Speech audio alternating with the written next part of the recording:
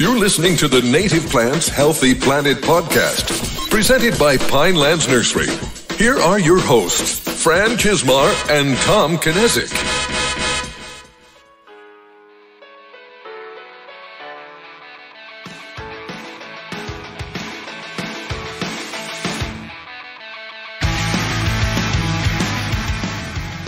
Welcome back to the Native Plants Healthy Planet podcast presented by Pinelands Nursery. I am Fran Chismar. And I'm Tom Knezik. Welcome to episode 187. And up until this point, we've been a fairly clean podcast. We don't have much explicit language, but you're going to hear a lot of cursing today. Yeah? Yeah. Well, the topic. That went over Fran's head, didn't it? Wah, wah, wah. Yeah, I totally missed that one. I apologize. I was in the process of stepping on my headphone cord once again. So as you're telling me, I'm like yanking my head down to the ground. Yeah. This is going to be a good one today. Yeah. All right. I'm on my game. So you're going to hear us say damn a lot. So children, please close your ears. Earmuffs. Yeah. But we have a really special guest. And you actually heard one of his former colleagues about over a year ago now. Jack Sapansky on Floating Islands. And we're talking a little bit about green infrastructure. But one of the other things that company Princeton Hydro does is they do a lot of dam removals, which have become a big thing across the country, not just in the Northeast. I don't know a lot about it either. Like, I know the idea, but we saw a presentation on this at SEER when we did the live broadcast with Becca Swadek. And Tom and I were thinking, wow, what a great presentation. And then we had the opportunity to talk about it on the podcast, and we jumped at it. So this is something we've never really covered, and I think everyone will find it of interest just with how important it is and why. Yeah. Because this is going to be one of those episodes where we're little kids and ask a million questions. So they always turn out to be some of the better episodes. So yeah, definitely. So with that, I want to introduce Jeff Gall, who's the president and founding principal of Princeton Hydro. Excuse me. Hello. Started to lose my voice there. and we're going to talk a lot about dams, their impacts, and dam removal. So, Jeff, can you introduce yourself a little bit and give people a refresher about who Princeton Hydro is and what you guys do? Sure. So Princeton Hydro, we're an engineering and environmental consulting firm. We focus on water resources and geotechnical engineering. Our why statement is at Princeton Hydro, we're committed to improving ecosystems, quality of life, and communities for the better. So our passion is the integration of science and engineering that drive us to exceed. So we have about 65 people in the firm. We're based in our main offices in Trenton, New Jersey, but we work all over the Northeast. We have several other offices as well, spread out in the Mid-Atlantic. So we get around, and we do a lot of things like aquatic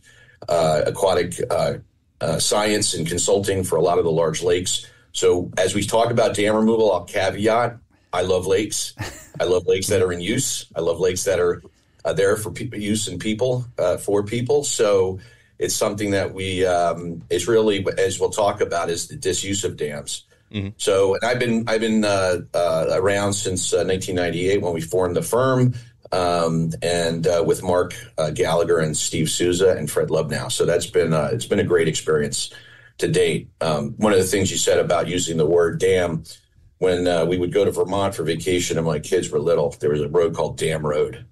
And so my kids loved it. They would drive on, we would be on it we're on Dam Road, Dad, and there's nothing you can say about it. So it's Dam Road. And we've been fortunate enough to partner with Princeton Hydro throughout the decades on some of the incredible projects that you've been a part of. And we can even touch on – I'm sure we'll touch on some of those as we go through this. One side note before we go, to me, it would be good to start at the beginning with the history of dams in New Jersey. But just in your opinion, since you started in 1998 and you're saying you love lakes and obviously there's a passion about water, has water quality improved over the last 25 years in New Jersey? I would say that it's taking strides forward. There's still a lot to be done to improve water quality. I mean, we still are experiencing a lot, even lately, a lot of pressure on and development. And so it is becoming it is challenging to protect water quality. There are a lot of organizations and grassroots organizations that nonprofits that are working very hard to protect the water quality in the state of New Jersey. I mean, it's a lot better than it used to be. I mean, the Clean Water Act was a blessing for the United States in general. You know, rivers on fire and water quality in New Jersey was really terrible. I mean, I grew up in Pompton Lakes, New Jersey. I grew up on a lake, you know, that lake had experienced even back in the 70s and early 80s when I was living there, you know, a lot of water quality issues, massive algae blooms in the summers. It was hard to tolerate the smell sometimes. It was a beautiful town to grow up in, but sometimes the water quality went down. I think since then, water quality has improved somewhat, but we still have a long way to go. A lot of our rivers and lakes are still on the 303D list, which is the impaired water bodies from the U.S. EPA. So it's really still a work in progress, so to speak. We're getting there, though.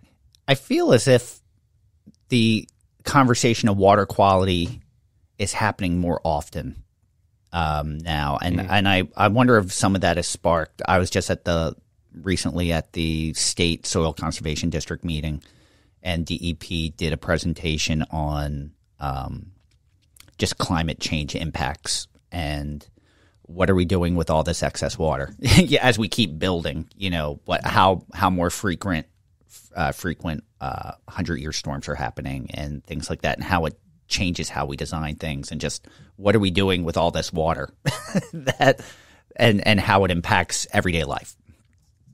Yeah, and that's a really important point and topic because it does relate to dam removal and resiliency, but also a lot of the development work and designs, even retrofits, and historically have been based on historical rainfall data. So sometimes that rainfall data is 30 years old, and so you're really dealing with rainfalls from the early 1990s. And it's significant. So what happens is now DEP has just recently changed their rules, the inland flood rules, to require looking to the year 2100 at rainfall events then to be able to properly manage that stormwater. But now we still have a lot of infrastructure that's been designed on old information. And I didn't even realize that until that presentation where they're saying we're asking you to look 30 years in advance, but you're designing on data that's 30 years old. Yes. And so they're like, really, you're 60 years behind. Correct. So that's a really good point. Yes, absolutely. So to go back to dams before we get too sidetracked. Just to kind of start at the beginning, like how many dams are there in New Jersey? How old are some of these dams? And let's start there and then just kind of move forward. And I'd even take it one step even further back and say, what were the dams for? Yeah. Why were they put there in the first place? Sure. Well, dams, have been constructed in Jersey since Europeans started settling the continent. It's not just New Jersey, but all over the East Coast, especially in New England and the Mid-Atlantic. They are since, I think Henry Hudson was in New Jersey in 1609. And then they started to settle the state then. And dams were constructed basically as, it's interesting, timber. They would build them out of timber, but they were needed for powering grain mills. And so grinding grain, obviously, right as the Europeans arrived, there was a plethora of forest and wood that could be harvested and sold. And so there were lumber mills that were constructed. And so they were all built around these in these rivers. I would say there was actually a colleague of mine who passed away. He had let me borrow a book once. It was on mills of New Jersey. So it didn't have a map, but it described where they all were. And essentially, almost every linear foot of stream and river in the state of New Jersey was impounded by a dam for milling operations and power operations. There were probably double or triple the amount of dams that actually exist today that just fell apart over the years. But these dams, it was interesting. The construction of it is They used to build them. This was in the 17 and 1800s when there was a boom for the Industrial Revolution, and they're using hydropower for that. And they would build timber crib dams, which are basically made out of wood, filled with rock, and they would put wood on top of them as a cover. They leaked like you wouldn't believe, but as long as more water was going over the dam than under, you were in good shape. But a lot of these dams has started to fall apart once, for example, when engines were invented. And so now you could actually generate or run your operations with an engine in the building run by fossil fuel. Or there was cheap electricity that was available, and that actually impacted a lot of the rivers. Some of the dams were built for ice harvesting. So Mountain Lakes in Princeton, for example, was an ice harvesting operation. And so they constructed these dams and these two dams to basically harvest ice so that they could preserve food in the summertime in that area. And there were a lot of those ice harvesting dams that were constructed.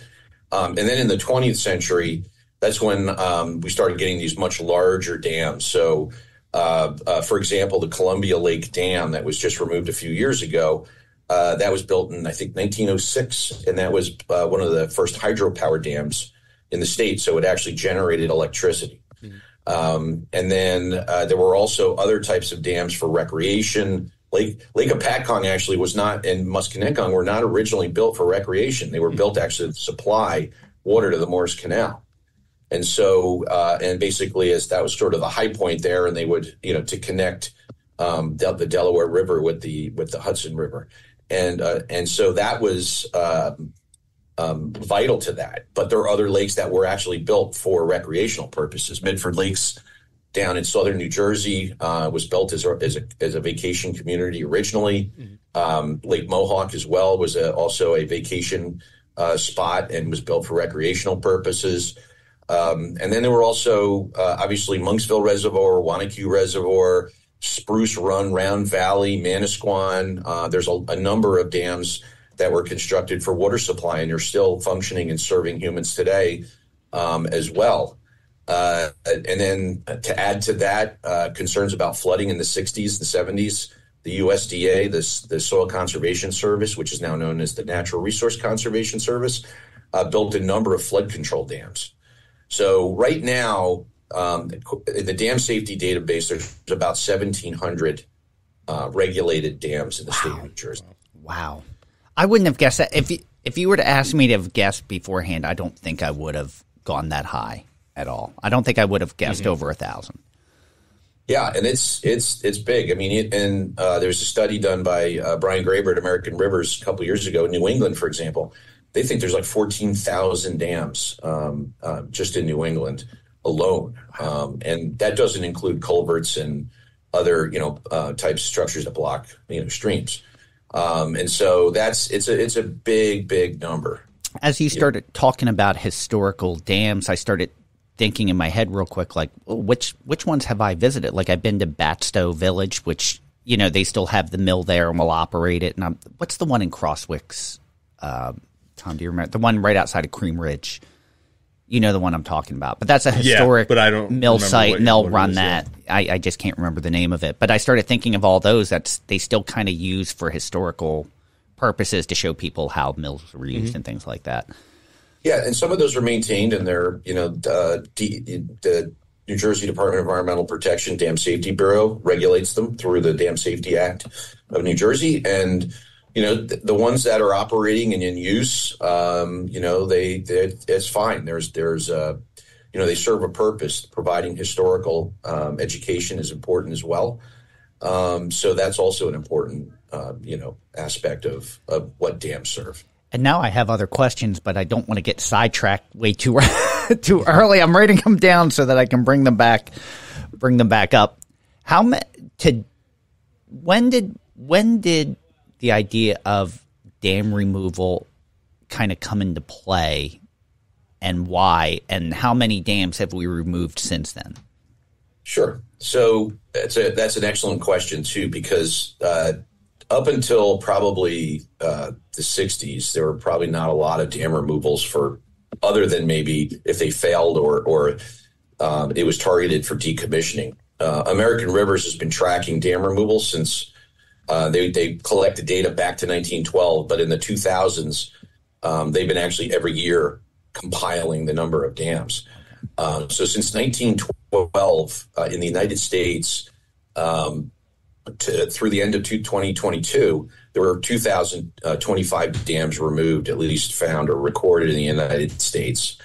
And it sounds like a big number, but the Army Corps of Engineers National Inventory of Dams has on their database 90,000 dams. Mm-hmm. And those are just the ones that are regulated or monitored by the Corps. There are other ones that are not quite as high. There's still impediments to fish and public hazards. But there's been estimates that there could be 10 times that amount of dams in the United States right now. And in New Jersey, we have pretty tight standards on dams. So 1,700 dams, if maybe there's another 100 or 200 that might be not on their radar as regulated, but still blockages, maybe. But it's a pretty tightly regulated industry in the state. When obviously we know that some of these dam removals are very important. Is it well documented the damages that these amount of dams have created to our waterways and fish communities over the decades or centuries? Yeah, I mean, it's a worldwide problem. There are still even pressure now in some of the developing countries to develop hydropower. It's considered a relatively cheap source of electricity. Once you build the dam, and if you have enough water, then it provides free basically energy for you after that. But it is dams. I mean, out west, dams were when they were constructed, they displaced Native Americans to build these dams. In Canada, a lot of the hydro power companies up there, they built dams. People were displaced. Even up in North Jersey, where, for example, the Monksville Reservoir, Wanakee Reservoir, there were towns, small little villages that were relocated. Now, those were probably, those were more, I don't know the history of how they were relocated or why, but some of the white settlements that were up there were relocated to construct some of those reservoirs as well. So that's really a big issue is impact to native peoples and the historical impact. They block fish passage. If you can imagine American shad, for example, on the East Coast, was a prime and a primary food source for Native Americans. There's a book written about American shad called The Founding Fish by McPhee that basically, supposedly the history is that it saved the Continental Army at Valley Forge when they came in the spring and they were starving. But we've dammed these rivers and blocked the flow, and a lot of these fish rely on needing to live in the ocean, which are considered, they called anadromous, and they swim up rivers. Some are what are called catadromous, and they actually live in the rivers and then they spawn in the sea. Like American eel, for example, is a species that lives its main life cycle in our headwater streams and rivers, and then reproduces out at the Sargasso Sea. So it's some of these fish take a long time to travel, and it's impacted that. Dams also impact water quality. They're heat sinks. So you build up a body of water. It sits in the sun. Water heats up. It creates algae blooms. It's a source of nutrients. It disrupts floodplain connectivity and natural function and values of those systems. And then as I talked about regulation, dams, if they fail, at best, they might damage some property. At worst, they can kill people. Yeah. Well, it's, thinking about all of those things, it's really easy to say, all right, great, we're in. Let's take some of these out. But all of my questions that I've been writing down are, well, what happens? Life has changed so much since so many of these dams have been put in that it's just not that easy to say, okay, let's reverse it, I would imagine. Absolutely. If you think look at New Jersey towns, for example, a lot of towns are built around rivers, and the main areas of the municipalities or cities are around this river. Why? Because that's where the industry was. It was being run by the milling operations back in the day. And so these towns started to form around them, and some got very large, and some stayed relatively small. But nonetheless, if you really go around the state, you'll see that that's been where people congregated for living. One of the other, so there's a social aspect of this. Number one, it was the source of the origination of these communities. But number two, it's sort of become the aesthetic of and the historical element of these communities. So from a people standpoint, they're very attached to these structures. Like I said, I grew up in Pompton Lakes. I grew up on Pompton Lake. We had what we called when I was a kid falls. I didn't even think of it as a dam when I was young. They just called it the falls, but it was actually a man-made dam, structure. And so, people have grown up and generations have lived around these structures and impoundments. And so there's a social aspect of it. And then there's the infrastructure associated with it. So a lot of these dams were actually built before the heavy development was done. So they started the dam, the municipality built out community. They filled in some of the valleys next to the impoundment of the dam, the lake. They put bridges in, foundations, utilities went across the lakes. And people thought, well, these dams will probably be here forever, so they don't make them quite as deep. And so you remove the dam and you can expose utilities, you can expose, you can actually, because now even if you remove a dam, the valley may be missing now because it's been partially or fully filled. Mm-hmm. It's now going to not act like a river. So you have to actually provide some engineering and science to try to get the river back to its form and function, which is possible. It's just challenging. And you kind of said it, but one of those challenges has to be these were built for civilization structures. So then you have civilization moving in, and they're where it used to be. What am I trying to say? Where it used to be something could have where you need to do this. What am I trying to say here, Fran? where you need to perform this act. This is where this natural feature should go. There's a building there. Yeah. And I was thinking, I had seen a presentation maybe 15 years ago where they were documenting the amount of cases where farmers had changed the fluvial structure of streams to benefit their agriculture or practices, the cattle and things like that, where they've literally moved. All right, the stream was here. We're gonna channel it over here and change the shape of that. So now things aren't even anywhere remotely close to what they were before the dam went in. Yeah, there's a funny story to say about streams and straightening them, and I think DuPont. There's actually, you can find it online now. There's a flyer that was scanned from back in like the 30s, I think, or the 20s. And, use dynamite to straighten your channels. And so you could use dynamite to blow up the parts of the floodplain so that it would channelize the river and, get all that out. So, it is a big issue. We don't really have, and that's the other thing.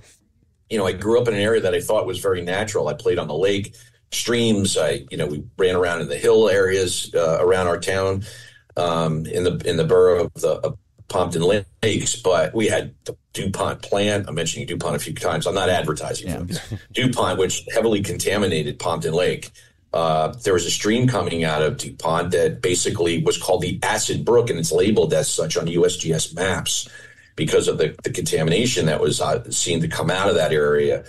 The lake was it's not a natural lake, and our forests were probably heavily logged in the 17 and 1800s. And so that was a second growth forest. So what I thought was natural, and it was great growing up there, and it was somewhat natural, but not natural in the sense of untouched.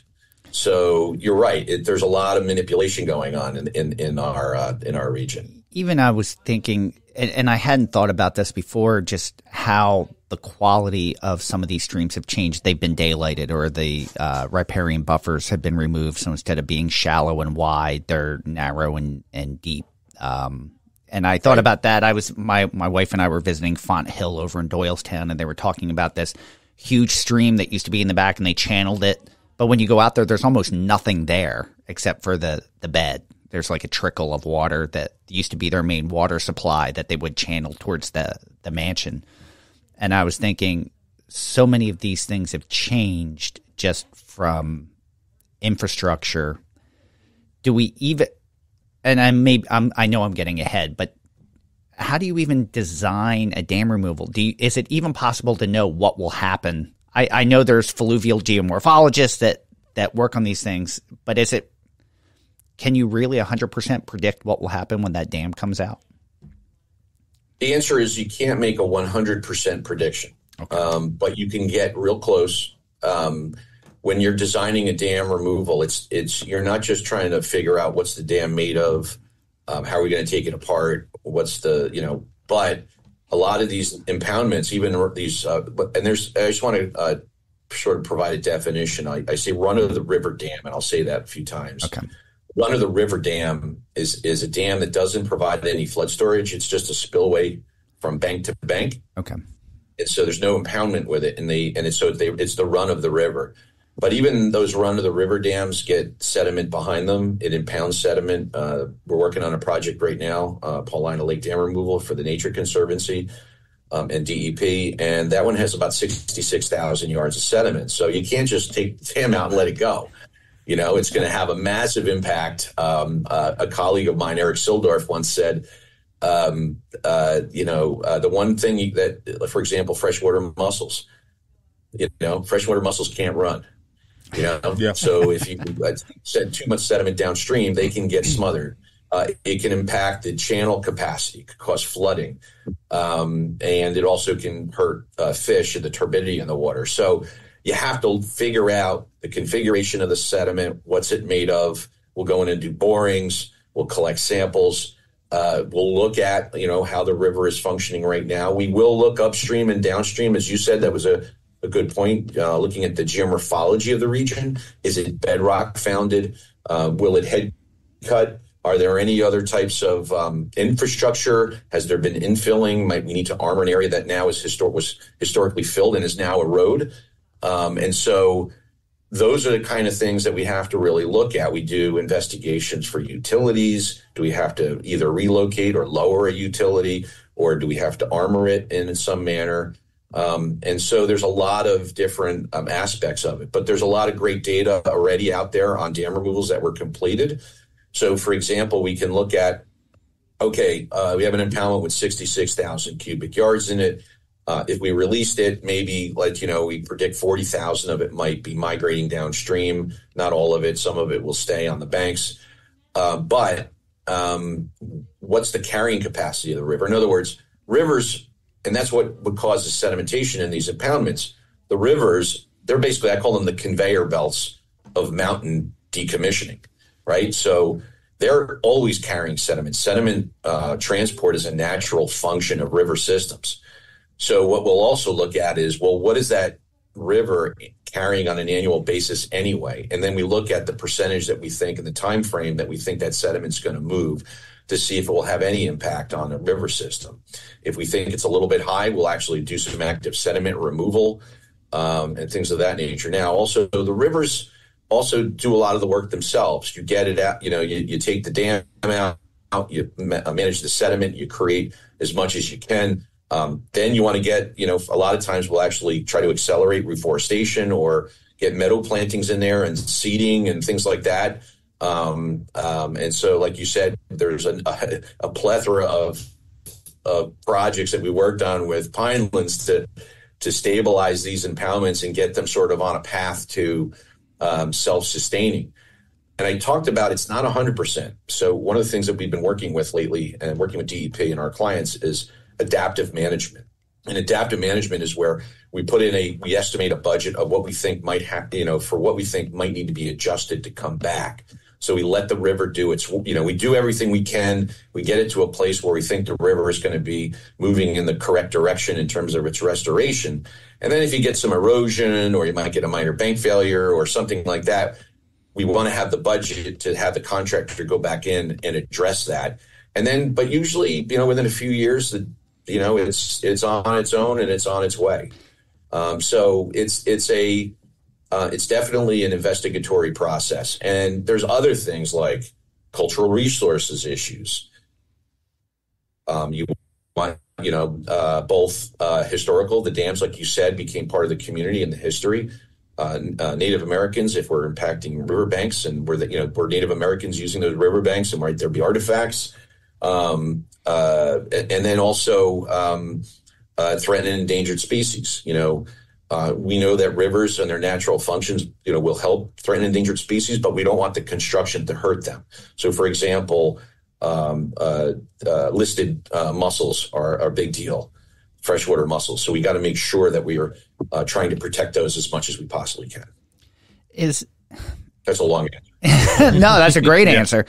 When it comes to dam removal, it's the limiting factor money? Is it anything's possible if the money's there, or has there ever been a situation where after the research it's like this isn't possible to do? When we got started, I started doing, I think our first dam removal was in 2006. And I started looking at dam removals in the late 90s because of Hurricane Floyd. Dams weren't really on a lot of people's radar. And even when like a Floyd happens, there was like a temporary, humans have short-term memories, especially when it comes to disasters. So you have to act as soon as the disaster happens so people will act on it. But when Hurricane Floyd hit, we realized that, hey, and I didn't realize this at the time, but I was like, hey, good marketing. We should send letters out to all the dam owners. And this was pre 9/11. So they would just give you the dam list and owners. And we would send letters out to say, hey, if your dam's been damaged or it needs to be inspected, Dam Safety had sent out these enforcement letters.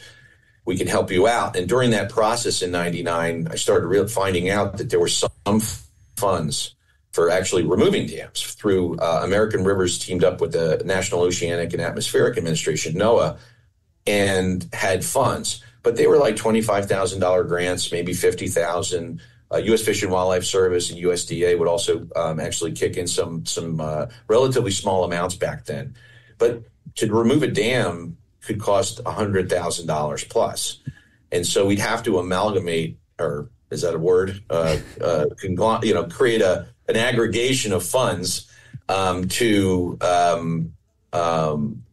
try to put the dam, to remove the dams. And even then the dam owner had to put some money in, a lot of money into it to do it. Now it's their dam, so people will argue that they should pay for part of it. That's a whole nother discussion. And so for the first, I would say 15 years, it was a struggle. But as awareness started growing, more funds became available. In fact, it culminated, American Rivers did a lot of lobbying when the Infrastructure Investment and Jobs Act came out.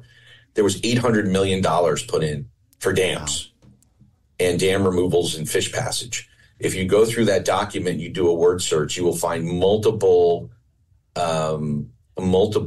listings of fish passage and things of that nature to go to both the DOTs of the states for culverts, NOAA for dam removals and fish passage and habitat restoration, U.S. Fish and Wildlife Service, USDA. There's a lot of money out there. Now, it's still trickling out. It's taking a while, but there is a lot of money. The Nature Conservancy has been really leading the charge in New Jersey recently on dam removal. And they've actually created a goal of trying to remove, I think, at least 25 dams in the next 5 years, something of that nature. But it's and they're really good at fundraising, and they're also very good at working with the agencies that provide that funding. Recently, the NJDEP Office of Natural Resource and Restoration, great group. They get funds from industry damages and fines. And so what will end up happening is they'll actually fund it. So they're funding, for example, the Paulina Lake Dam removal in Blairstown. So they're really doing that. So there's a lot of money there now to do that. You mentioned a lot of great partners, the Nature Conservancy and so forth. Would this be possible without, how many partners are needed? I guess it depends on what each one brings to the table, but would it be possible if you took the Nature Conservancy out of the factor or another one of these organizations out of the factor? It would be difficult. I would say that there's three legs. There's the NGOs like the Nature Conservancy. There's the governmental agencies who regulate and also can provide funding. And then there's the private sector like us, consultants and contractors that work together on these things. You take one of those legs out and you can't get any of these done. The Nature Conservancy especially has been leading the charge. Beth Styler Barry, who works with Michelle de Blasio's supervisor and colleague. She's been leading the charge in dam removals. Actually, I did my second dam removal with her ever on the Musconetcong River. But without them, it would be very difficult because they have the ability and wherewithal to go out and put all these stakeholders together, both the funders and the local community.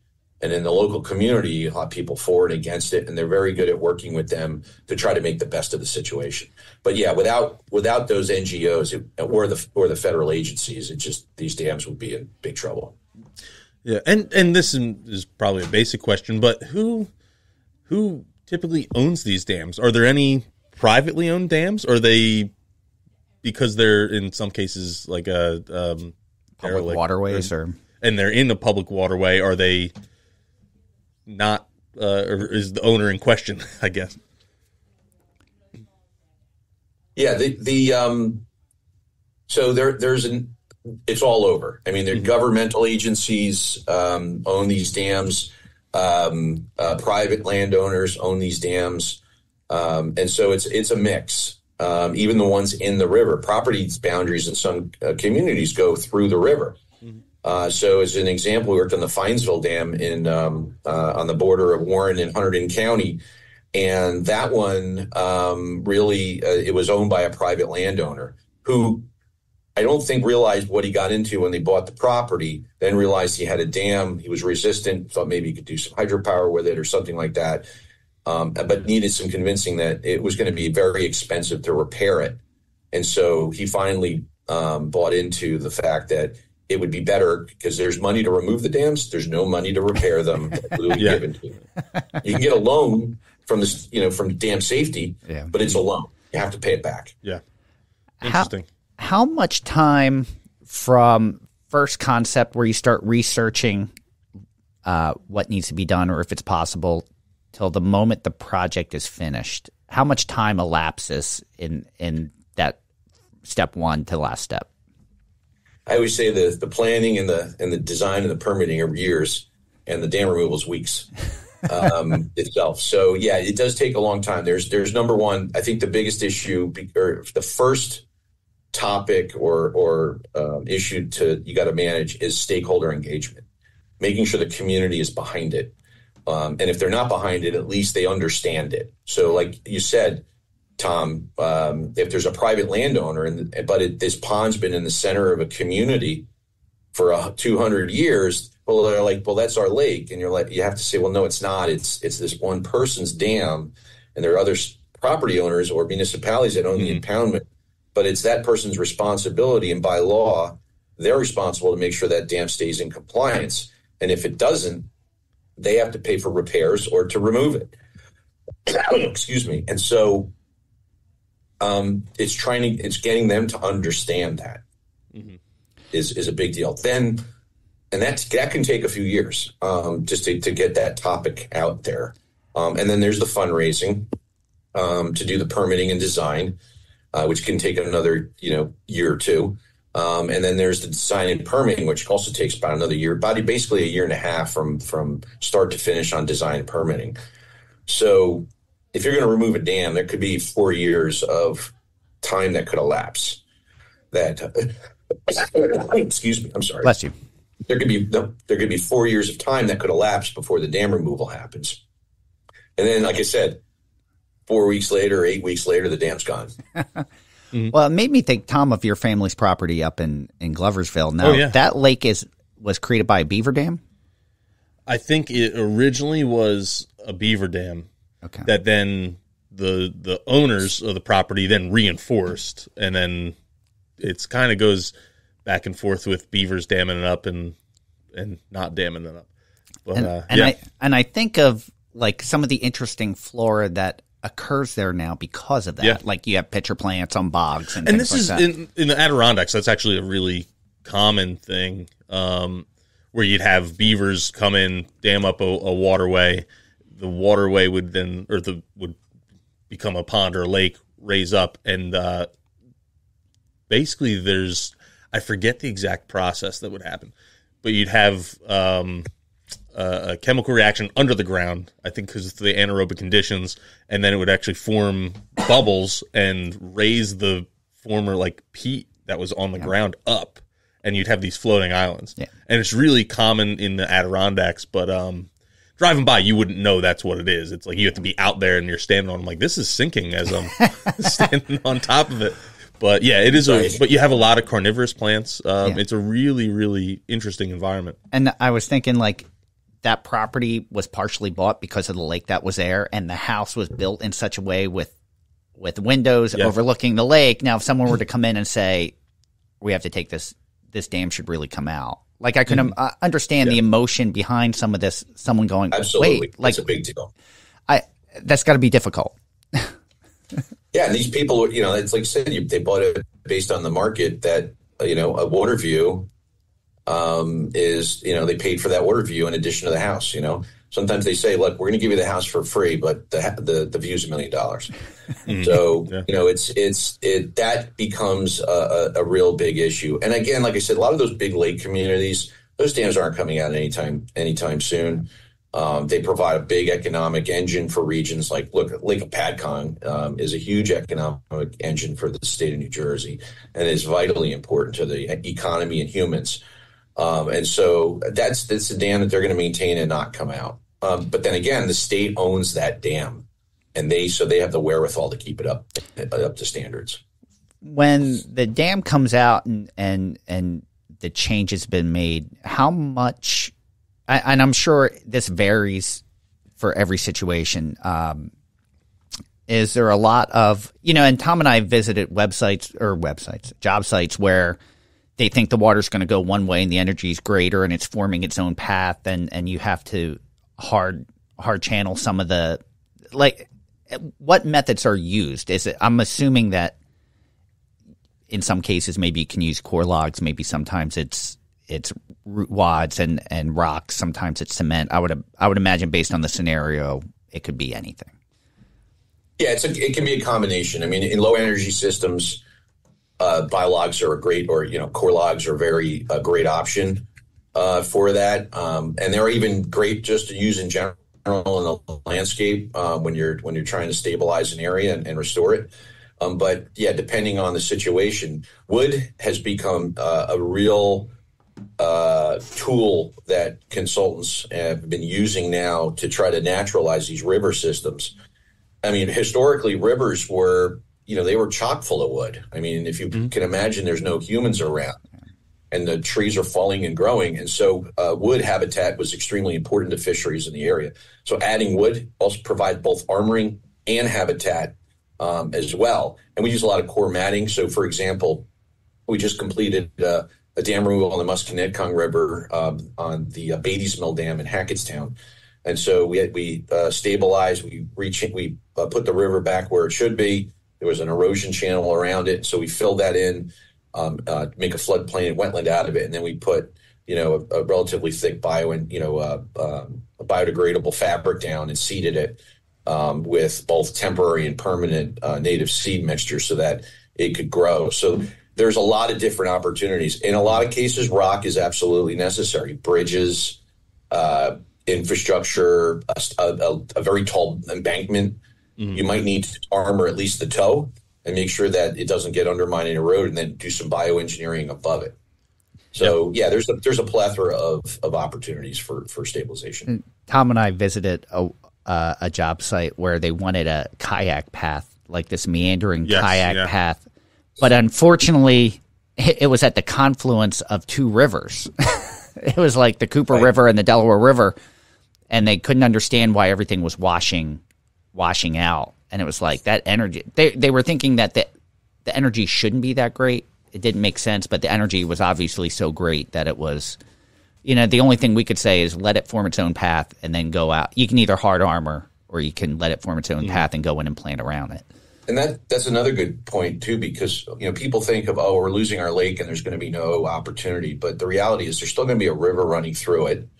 Not to phrase a movie, but it will happen, and it'll be different. It's not going to be It's not going to be an open water situation with largemouth bass and those typical lake fisheries. But you know what? You might get smallmouth bass in there, which are equally or more aggressive in terms of fighting, and trout. Get some trout returning to the area. Maybe lose some of what they call the invasive fish like carp. Asian carp is a problem, and so you're really fundamentally changing the system, but you're not eliminating it. You're just changing it.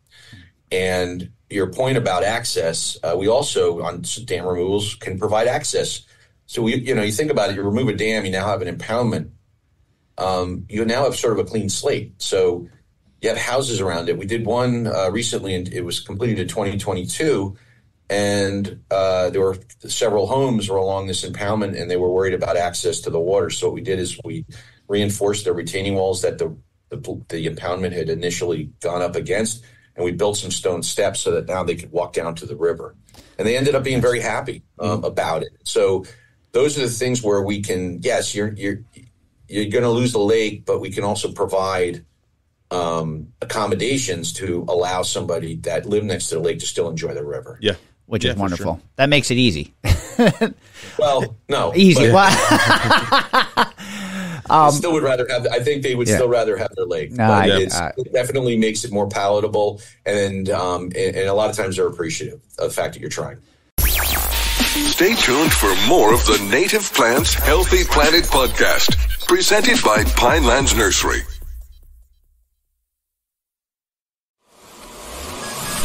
Welcome back to the Native Plants Healthy Planet podcast, presented by Pinelands Nursery.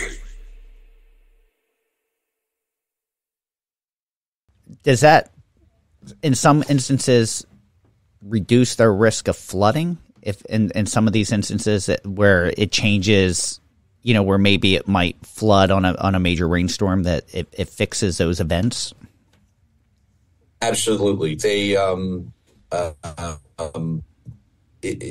like the run of the river dams, like you said, they don't provide flood storage. So removing them or keeping them has no impact on downstream.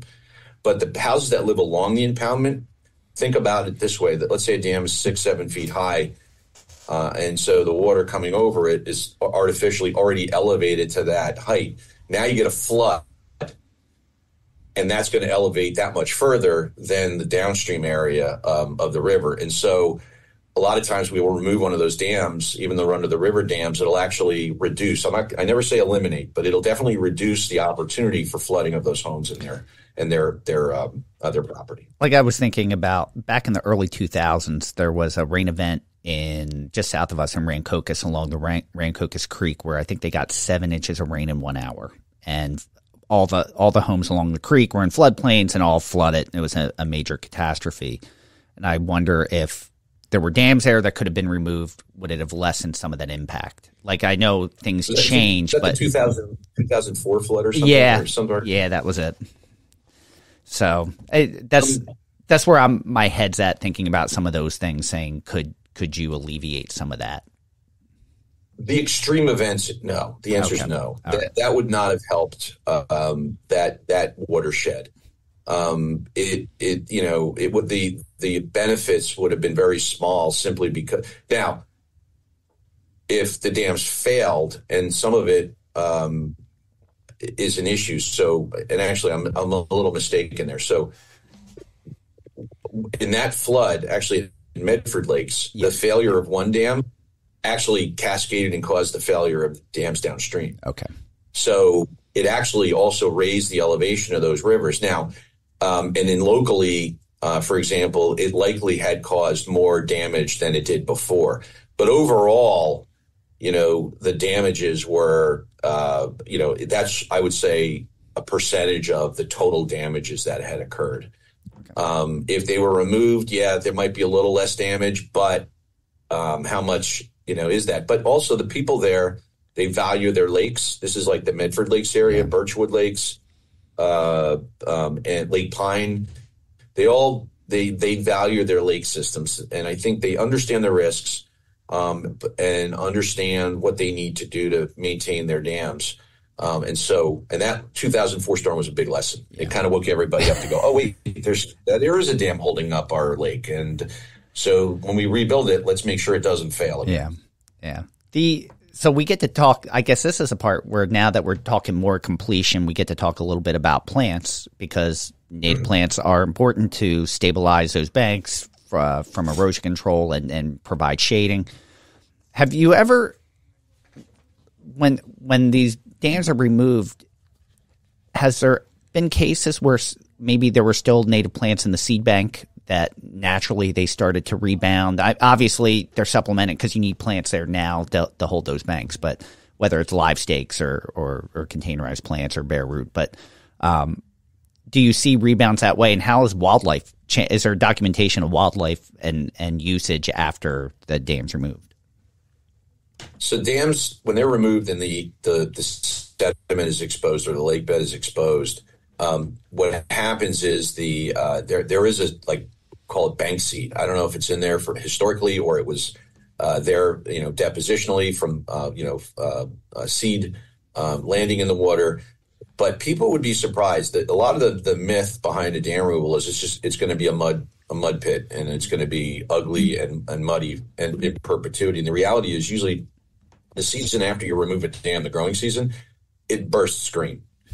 Sometimes a little bit trouble, but it still starts to turn green. And I talk about the little trouble. Sometimes it does need to be supplemented. So we will spec seed mixtures to go in there to help accelerate it.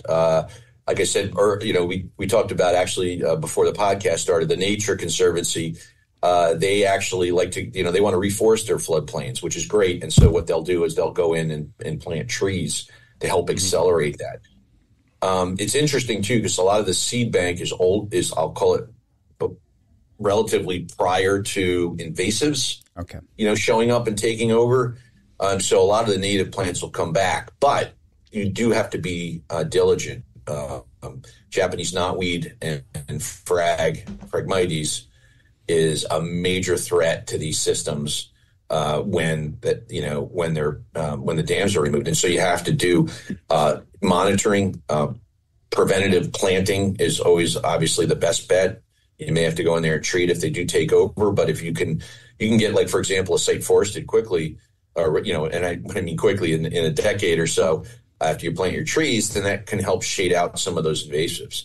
But I mean, it's the who's who of invasives. Japanese hops can come in, mile a minute, you name it. They if they see an opportunity, they will take advantage of it. So it's important to do that. Now, for example, in the Columbia Lake Dam removal, it was interesting. We kept seeing these holes in the lake bed after it was removed. It was starting to vegetate over, turn into a floodplain. It was the deep meadow shrub that was starting to grow, and there were these holes in the ground. And what we found out is we saw an event where fox actually were diving on and digging out mice in the lake beds. And so there were these holes all over the place that they were, they found a bonanza of their own wildlife that they could feed on.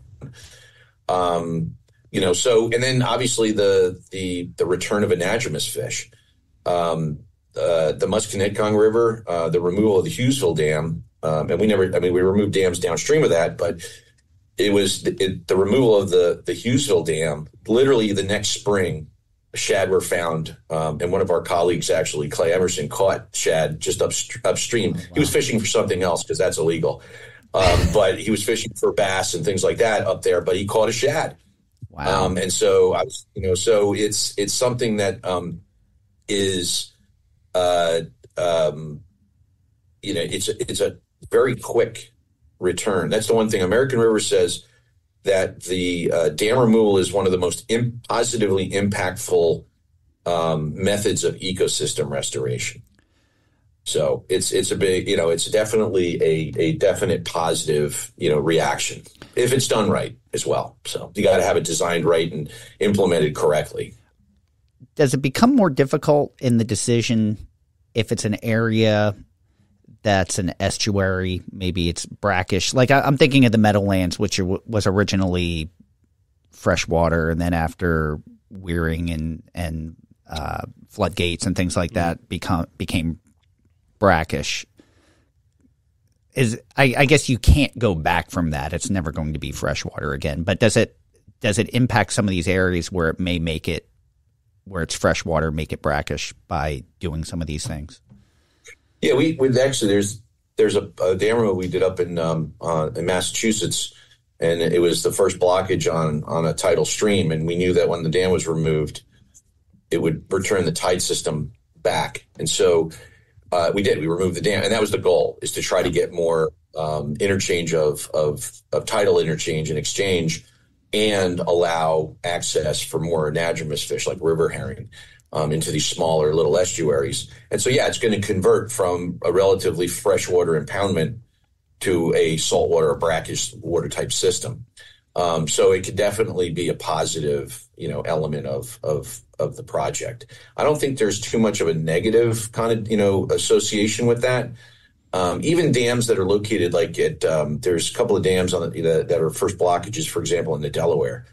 And people there are like, well, if we remove this run of the river dam, isn't flooding the river's now going to come upstream? And the answer is no, it's not, because the dam's already higher than that floodwater would have been. Okay. So you remove the dam, and yeah, the floodwater might come upstream, but it's going to be at a lower elevation. Mm-hmm. Okay. And if it was a big enough flood that overtopped the dam anyway, well, it still would do the same thing with the dam carried on it. So, yeah, it's definitely has I think a positive influence. It also is a matter of your desire. I mean, a lot of coastal ponds and impoundments were built for waterfowl, hunters, and things like that. So, again, some of those impoundments are considered, valuable stopover, for flyover species that are migrating.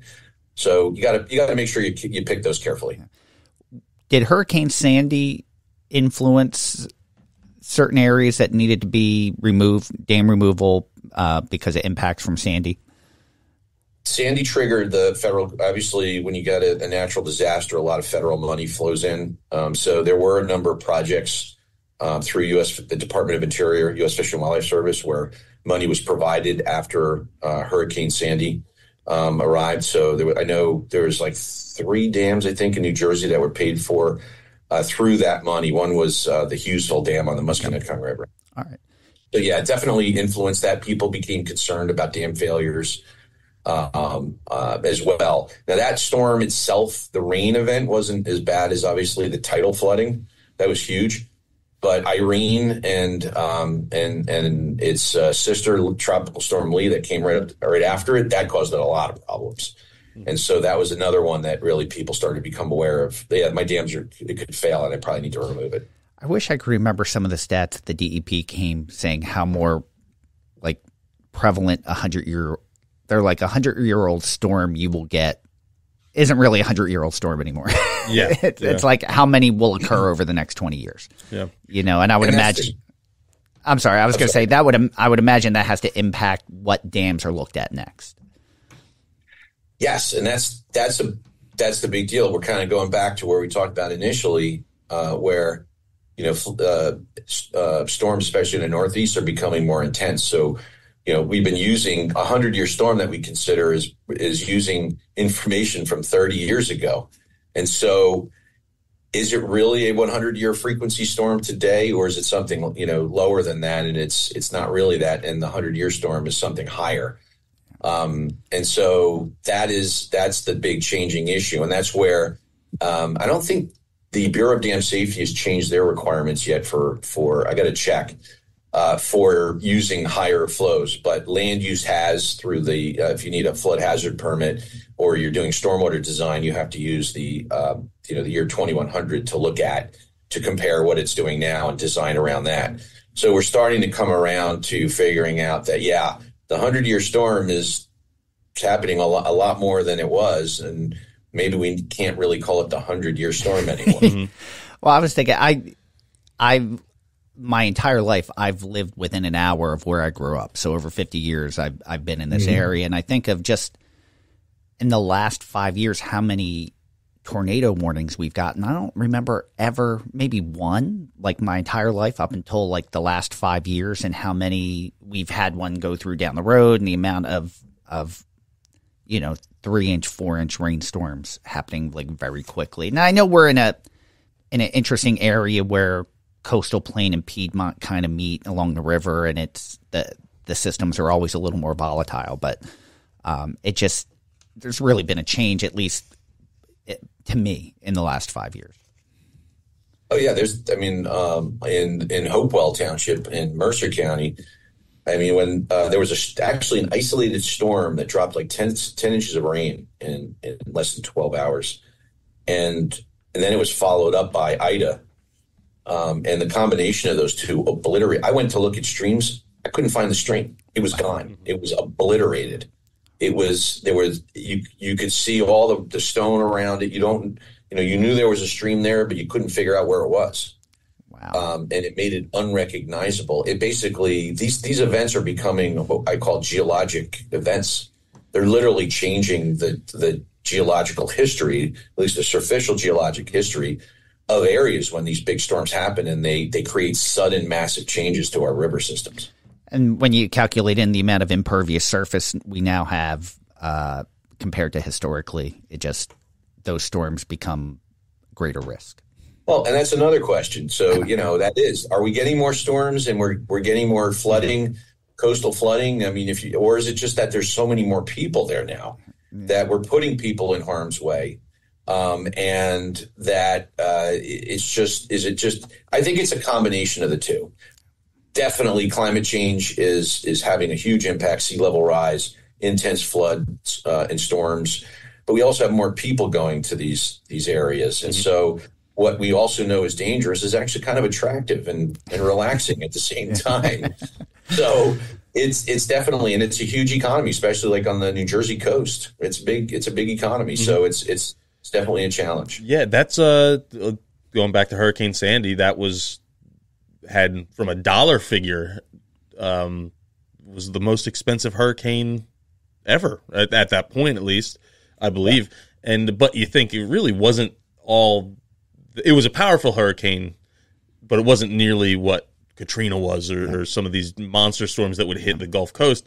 It's just that there's so much more expensive infrastructure that's in New York City, the New Jersey coast, that was destroyed. It's stuff that cost more.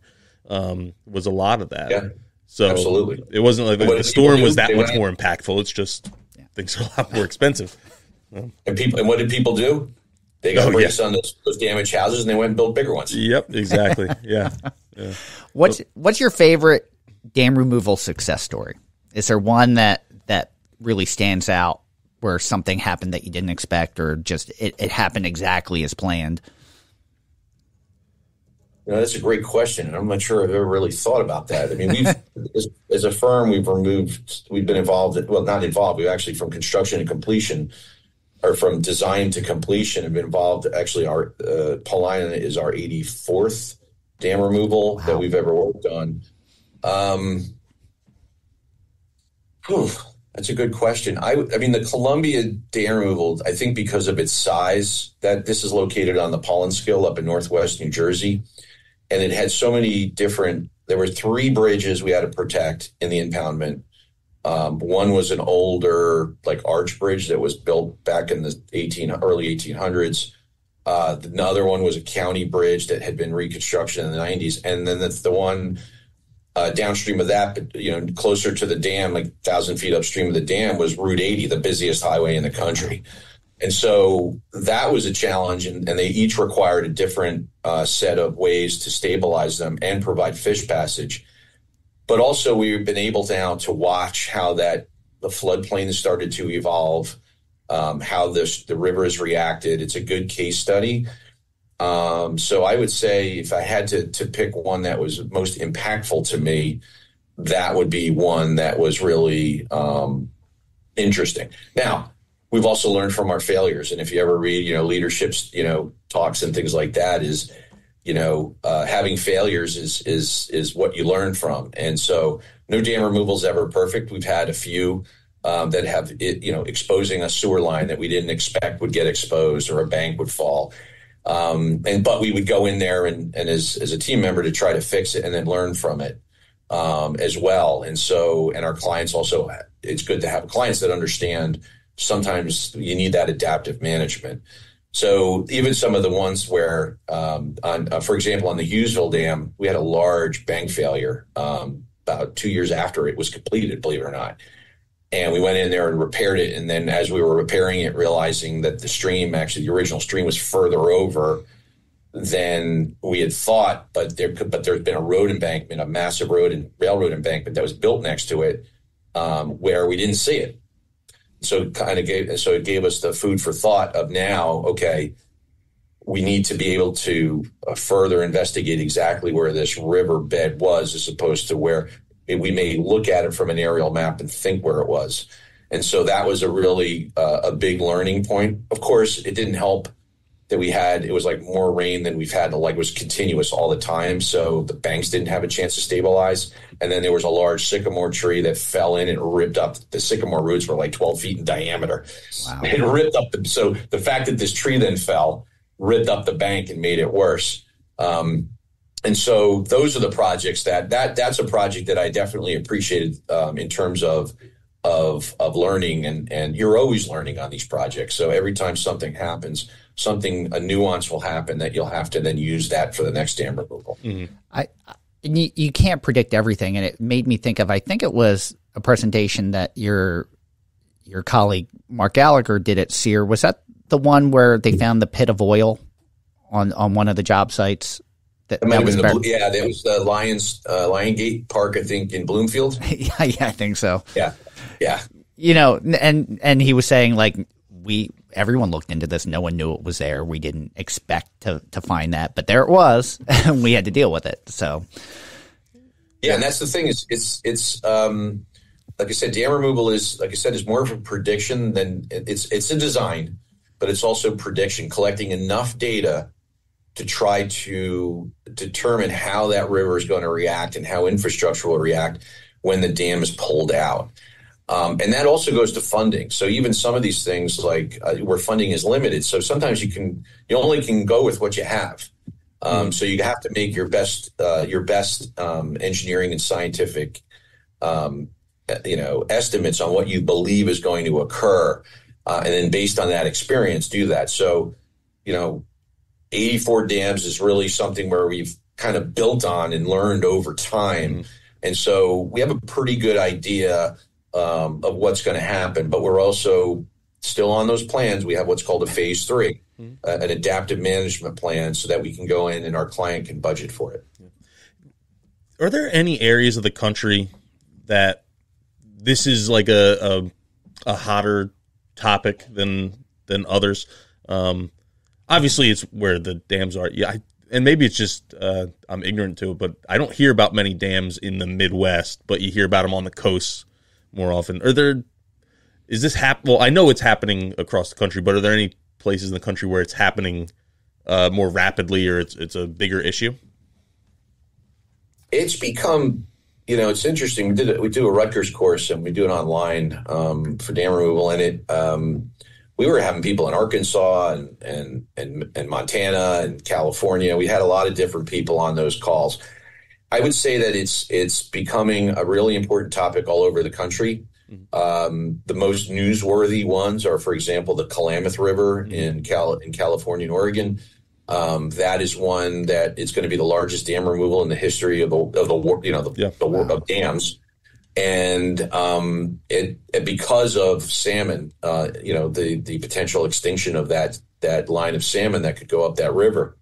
Out in the West, there's a lot of battles over, on the Snake River, the dams on there, the Columbia. Those are really, I'll call them the big dams that people are concerned about in terms of what's it doing to our fish stocks in the ocean.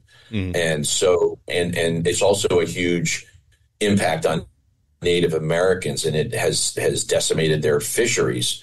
So I would say on the West Coast, it's the projects are bigger, and the consequences are also just as large.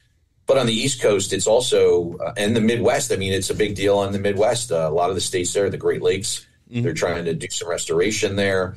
There were actually a couple of dam failures in Michigan the last couple of years where it really brought to the forefront the concern about dams. And on the East Coast, just we used to have salmon down in the Connecticut River. I'm not sure we had them in the Delaware, but they were in the Connecticut, and they can't get them to come back. Yeah. So in some instances, the damage has been done. But in Maine, for example, there's a huge push because we know we have opportunities to protect salmon. But there are other not like the less sexy fish, like the American shad, which is still an important migratory fish, is like an icon for trying to restore dams, and even like brook trout and trying to remove those smaller headwater dams is important. Another one, this has moved internationally because, if you go, there's a plug for the World Fish Migration Foundation, and that's their worldfishmigration.org. They've actually been leading the charge in Europe, starting in Europe. They started a World Fish Migration Day, and that's something that they push because in Europe they have a massive amount of dams that need to be. And figure, Europe's been around longer than the United States, and so they've got a lot more dams. And so it's a worldwide concern and topic. But yeah, I would say, in the United States, the West Coast get the most press because of the size and salmon is a sexier animal, so to speak, from the perspective, but it's an issue all over the place. Yeah. And that was actually going to be my follow-up was, no, I'm glad you brought up the Klamath because that's like huge dams. Do we have any, obviously not of that scale, but any big dams on the East Coast that you've worked on? Like what's the Klamath? I think one's like 400 vertical feet is what I read, I thought. Or it's something. Well, that one there's 2,000 acres of lake bed that are going to be restored. Yeah. I would say the answer is no, we don't. But we've worked on some pretty big dams. The Columbia Dam, it was 20 feet high, but it had 300,000 yards of sediment behind it. Wow. Which is big for the East Coast. And obviously up in Maine, those rivers up there, they've had some large scale. The VZ Dam up there. There was several dams on I think it's the Penobscot River that really started a lot of the dam removal movement in the United States. And that was actually sort of I'll call it a West Coast analog because it impacted Native Americans' fisheries and it impacted Atlantic salmon. And they were relatively large. And so those dams had definitely a large impact as well on the East Coast. But there are several dams that are pretty darn big on the East Coast that no longer serve a function and are targeted for removal. What sparked your interest in dam removal? Is it just something that kind of fell into that you enjoyed, or was there an interest that led you in that path? Well, it's an interesting story because I talked about how I grew up in Pompton Lakes and loved to be outdoors and on lakes and rivers and fishing and things like that. And I actually started my career as a geotechnical engineer at a bridge engineering firm, which was called Good Kind O'Day at the time, and then they were bought by Dewberry, which is a current large and successful firm.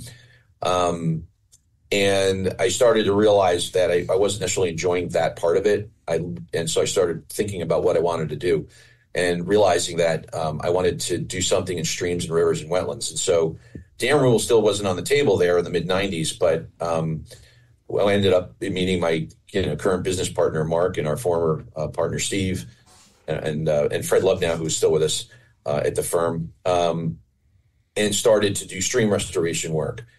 But it started when Hurricane Floyd happened in I think it was '99, and there was a lot of dam failures in the state. The state sent out their letters, and I said, "Good, might be a good marketing opportunity for dam compliance. So let's look into this." And so we sent letters out to clients. We met with a number of them. A lot of them just couldn't afford to fix their dam. Did some homework, and I saw that American Rivers was starting to work with NOAA on these grants. And so we started looking toward them. And our first dam removal I did was in Phillipsburg, the Purcell Mill Dam. And that was part of the Maurice Canal. And so that dam, we actually cut about a 50-foot slice out of the dam, of the spillway, and restored the stream.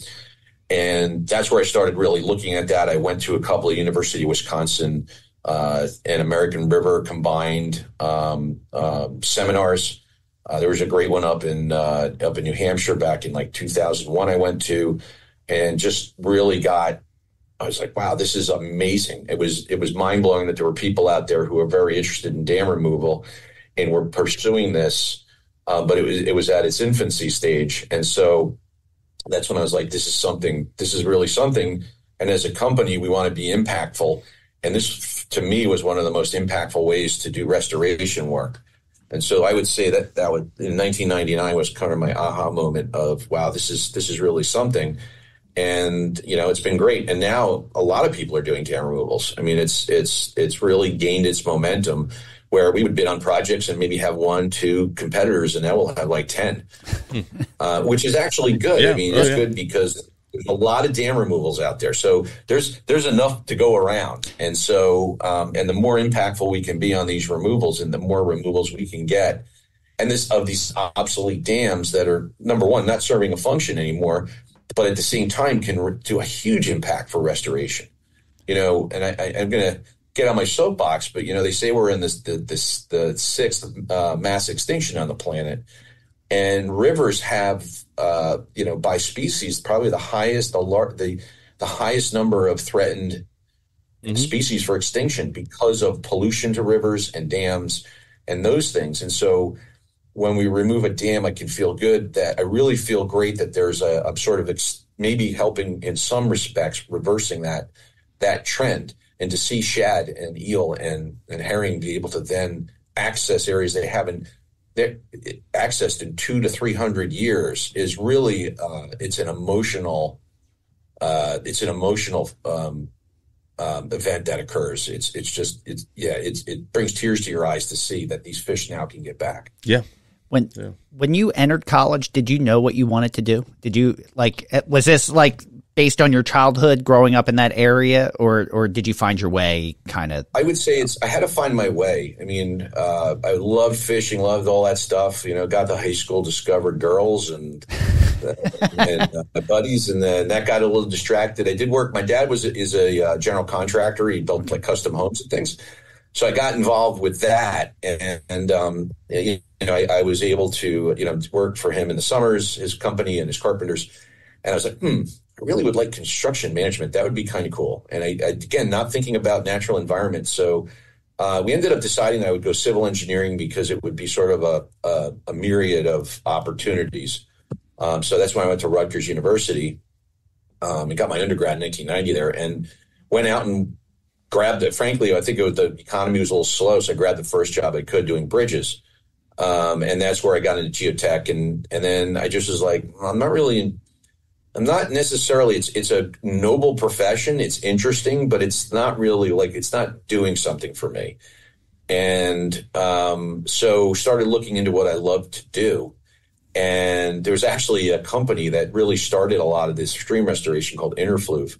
I'm giving them a plug right now. I guess they're a competitor now, but based out of Montana at the time. But they started innovating on bank stabilization work and things like that. So I started looking at them, and back then, no internet, so I'd be Land and Water magazine, and I'd be looking at that stuff, and I called them, and I talked to them, some of the founding partners there, and they had a project on the East Coast. I went and had dinner with them, and I was like, this is really inspiring me. And guess what? I can do what I did as a kid. I can go back and play in streams and rivers and lakes and do all the things, and it really is sort of a combination of I love engineering, but I'm also a kid inside, and I love fishing and I love the natural environment, and it just came together and meshed, and it's something that I have a passion. I mean, I still love what I do. It's just amazing to me.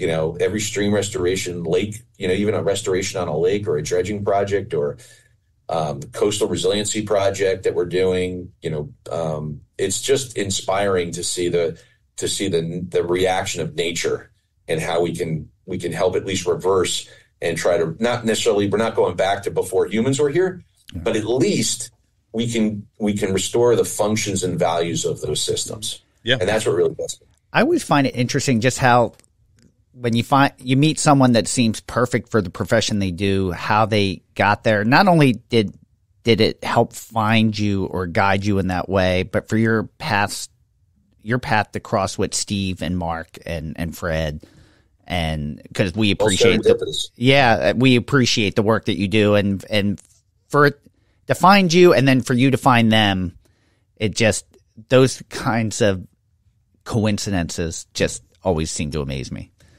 Yeah, it was definitely a really happy coincidence. I actually first got the job I got the interview because they mistook the receptionist at the time. I called in and I said, I'm looking for a position in geotechnical engineering. Might you guys need it? It was Coastal Environmental Service at the time. She misunderstood me and thought it was GIS. So instead of geotechnical, so she got me in for the interview. And I'm like, no, I don't do GIS. I'm not even sure what that is at the time. It was like 1994, 95. So I said, I'm a geotechnical engineer. And then Steve was like, wait a minute. I know you're not in here for the position we're looking for, but we need somebody that understands soils and engineering and things like that. And then I got hired by them. So Steve Souza and Mark Gallagher have been a huge influence in my life professionally. We've been in the trenches, and Fred Lubnow has been, an inspiration to me. He's become a national expert on limnology, lake management, and it's really, I got into a group of people that were, frankly, just all aligned in our philosophy. So It was great. Yeah. I love those stories. Oh yeah. Before we ask the final question, do you have any questions? No, I think I'm good. I'm sure there's plenty more, but it really is just a fascinating subject that I think it kind of has been under the radar. It's wildly successful. There's very few downsides to it, and at least on the East Coast, and maybe it's just my perception, it feels like it's under the radar. People don't even really know what amazing things are going on right on their noses until this Klamath Dam thing came up the last couple of years, and that's been getting a lot of nationwide publicity. I guess primarily because of the scale, and then you tie the salmon into it. But I think that's it was interesting too because you say something. It's I look at it internally, like on my LinkedIn, stuff. Yeah. So in the industry, it's very well known, but to the quote unquote layperson out in the public, they're focused on their expertise. It's not really known. And I'll give another little plug. There's a band called Nation of Language.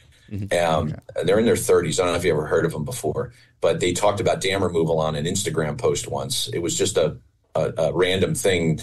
One of my colleagues posted it on LinkedIn, and I started harassing them. So it was like, you got to come see one of our dam removals. And a few weeks ago, the lead singer and his bandmate and actually bandmate and wife, Ian and Aiden Noel, came out to see the project. Oh, wonderful. And, brought his parents. It was really an awesome experience because I think, to see somebody that's, in a very different industry and is successful at it, to see them be interested in that. Ian Devaney, the lead singer, is very, he is very interested in science and things like that. So it was sort of great to bring them out and talk to them. It was funny because I'd be like, man, you really love talking about this stuff. And I was like, I guess I do. So maybe I'm looking for a captive audience, but check them out on Spotify because they're really good. Yeah. I wrote it down. They're also very pro ecological restoration. Mm-hmm. So that was the Musconetcong River dam removal that got us, or started the conversation between us and one of our guests, a guy Joe Cermelli, who's a fishing writer, and we had him on just kind of talk about how, as a fisherman, what do you care about with nature and wildlife, and kind of meshing that they should care about native plants a lot more. But I was listening to his podcast, and he's talking about, he brought up the Musconetcong River dam removal and how he vaguely heard something about it because of the shad coming back. And I guess he liked to catch shad on the Delaware River. And he's like, oh, this is kind of cool. So I actually wrote to him and said, hey, yeah, this is something that's a little bit bigger than what you might know about. And it's really, really cool what's going on. So I know he's interested in it too. I love all those connections. They make it all worthwhile. Oh, They yeah. really do. Yep. All right, so now is the big question, which is always our last question, the simplest question and the hardest question to answer. And we ask everyone, and we won't hold a flame to your hand on picking one or saying it has to be forever. But what is your favorite native plant? Ooh, that's a challenging question. I'll focus in. I love trees. Like trees are trees fascinate me because of just the longevity, the what they witness, and just their size. Growing up, I would say the three trees that I knew very well were the American beech, the black oak, and the white oak. And actually, sorry, there's a fourth, the hemlock. And unfortunately, the hemlock, which I love as a tree, is threatened. But if I had to pick between those, let's say now four, I would say the American beech is one of my favorite trees. It's just a beautiful. I love the smooth bark, the white, the whiteness of the smooth bark. It takes a long time to grow, but it's also a pretty hardy tree once it establishes. So I would say the American beech is my favorite. That is a great choice. I love that it holds its leaves a little bit longer. So even though now everything's defoliated, you can still pick out a beech in a forest by the golden leaves. Nothing like a beech forest, like a beech and oak forest. And they're also those trees are also at least the oaks and the beech are. I don't know I'm not sure about the hemlock. I'm not an expert on it, but I know the three of those trees are huge food resources for wildlife. So I know that's like in Vermont, it's a big deal to have a beech forest because of, it's provides food there. Yeah. So it's really, they're foundational plants that help support a lot of the local wildlife. So it's pretty cool. Great choices, all great choices. And you think of Lepidoptera with white oak and things like that Doug Tallamy's brought out and made more conversational and more people know about. The white oak host was at 500 different Lepidoptera. I love hearing someone say that you don't expect hearing that from. Right. All right. So we always end the show with final thoughts. And this is, we'll all take a turn. We throw it to you first. This is where we just kind of hand the mic over to you, and you can use the time to summarize, promote something, mention something that we hadn't talked about. But we hand it over, and the floor is yours. Oh, wow. Thank you. Like I said, we love dam removals. I mean, here at Princeton Hydro, we also love a lot of other types of work in restoration and green infrastructure and stormwater work and lake management, and you name it, and geosciences. But the dam removal work is sort of part of our ecosystem restoration efforts. It's just one tool in the toolbox to try to get ecosystem restoration done. So, I love to focus in on dam removal, but we also have to look at the larger picture and the landscape and try to do restoration there.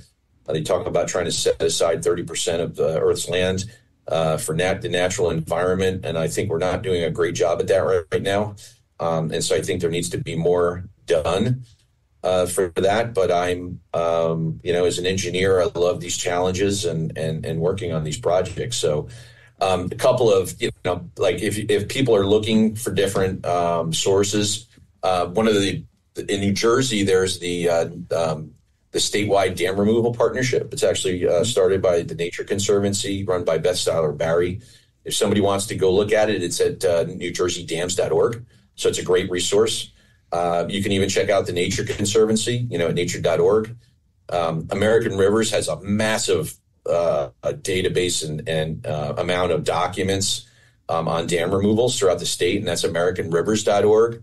And Herman Wanigan from the World Fish Migration Foundation has really been spreading the word literally internationally and is really doing a lot of great work over in Europe. And that's worldfishmigration.com. And that's a great place to go look at. But if you're also looking for local stuff in New Jersey, you can go to the Musconetcong Watershed Association, Raritan Headwaters, South Jersey, you have CU Morris, you have Save Barnegat Bay, you have the American Littoral Society, the Great Swamp Watershed Association. You really reach out to any of these organizations. And I'm probably leaving a few out, and I apologize to those I have, but They're all great local places of information to go and talk to people about what they can do to help, restore these watersheds and do the good work to try to reverse some of the damage that we've come and allow us to, as humans, to coexist, with the natural environment. And you listed so many great organizations that do wonderful work. We're going to try to put a lot of these links in the show notes. So if anyone is looking for them, they can look at the show notes and be able to find any of these.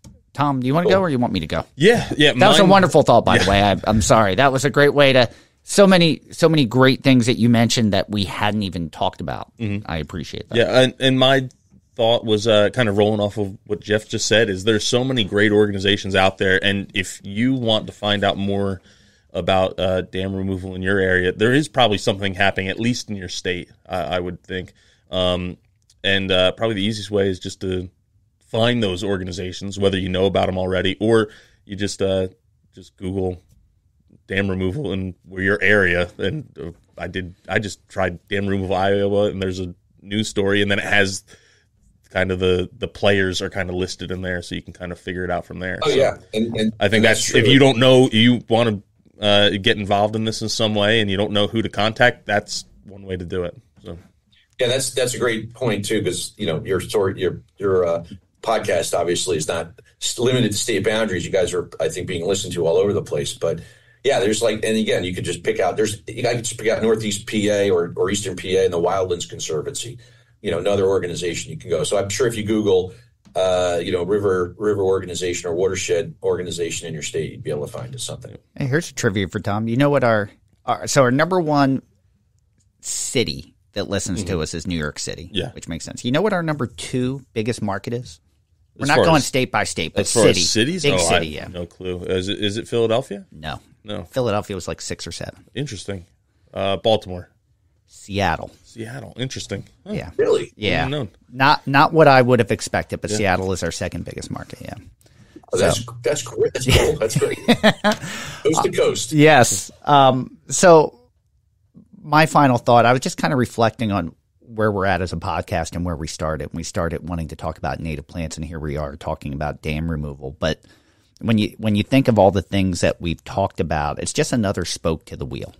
And these things all go together, and you can't have one conversation without having multiple conversations because they all interconnect and they're all part of each other. So even though this is something maybe you didn't think about, we hope that everyone had an opportunity to learn something about it. I learned a ton today.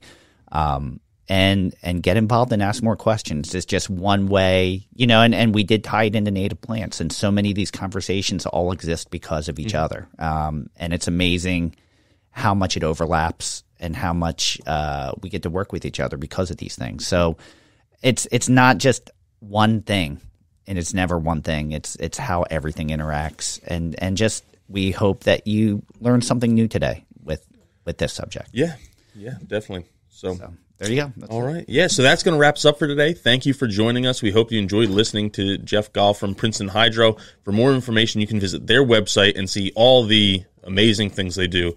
That website is www.princetonhydro.com. Thank you, everyone, for listening to Native Plants, Healthy Planet, presented by Pinelands Nursery. Thank you to the Egocentric Plastic Men for contributing our theme music. Make sure you stream or buy their music wherever you consume music. Thank you to Dave Bennett for our Native Plant Anthem.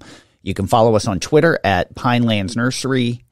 Or Pineland Nursery, Facebook at Pinelands Nursery NJ, Instagram at native_plants_healthy planet, and YouTube at Pinelands Nursery. Don't forget about the question and comment line. We have 2 calls for the next buzz, actually. Tom, I don't think I shared that with you. Interesting, cool. You can call us at 215-346-6189. You can ask a question or leave a comment. We'll do our best to play it on a future episode of The Buzz. And thank you to all the new members of the Native Plants Healthy Planet Facebook group for keeping it such a kind and generous community. Yeah. So you can buy Native Plants Healthy Planet merch at our website, www.nativeplantshealthyplanet.com. We have a whole bunch of stuff up there, and many of you just bought stuff through our Black Friday, Cyber Monday week sale. So thank you very much for everyone who contributed to that, because we don't keep any of the money that we make off the shirts. We donate it to organizations we feel are doing a really good job in that space. So you're not only getting a stylish T-shirt, sweatshirt, apron, whatever phone case. Water You're bottle. also giving back in a way through us. And spreading a good message. Yeah. So thank you again for listening to our podcast. You can listen really wherever you're listening now, or you can find it on your podcast platform of choice, whether it's Apple Podcasts, Spotify, iHeartRadio. There's plenty of them out there. So whichever one you choose. And if it's possible on that platform, do us a favor, make sure you're subscribed and leave a 5-star review. Those go a long way into helping us and giving us some feedback. If you do a little write-up with that propels review. us up. I think I just looked yesterday. We're 18th on the Apple Nature charts, which propelled us above a bunch of Bigfoot podcasts. So thank you. So if you do a little write-up with that review, I give you a shout-out on our Buzz episodes to thank you. So, So with that, thank you, everyone. I'm Tom. And I am Fran. Thanks again, everyone. Coming up next week, we'll have a new Buzz episode. Make sure you tune in, and until then, keep it native.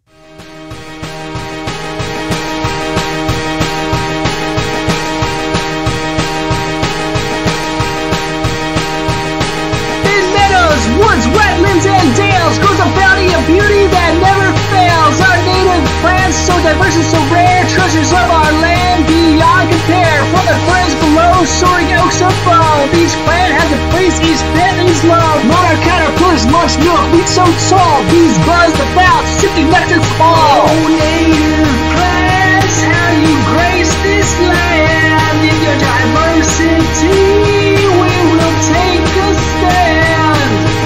To preserve our generations to come, their beauty and potency second to none. To protect and preserve the earth, to restore the native plant food that you just can't ignore. Goldenrod, asters, and flowers galore. Bernard is so stunning, can't help but adore. Their colors, their fragrance, a feast for the eye. Their value to wildlife, no need to disguise. Native plants, how you grace this land. In your diversity, we will take a stand.